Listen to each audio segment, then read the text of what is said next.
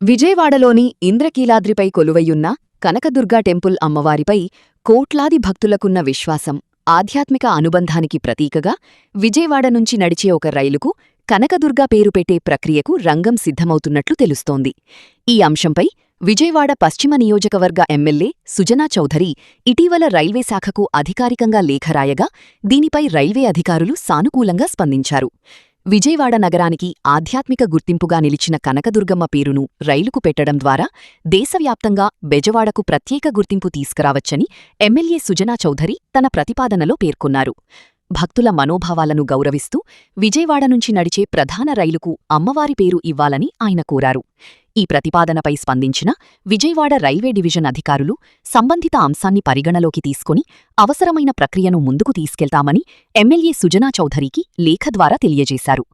Vijayawada junction దక్షిణ మధ్య రైల్వేలో అత్యంత కీలకమైన జంక్షన్లలో ఒకటిగా గుర్తింపు పొందింది. విజయవాడ జంక్షన్ రైల్వే స్టేషన్ దేశంలోని ప్రధాన రైల్వే కనెక్టివిటీ కేంద్రాల్లో ఒకటిగా కొనసాగుతోంది.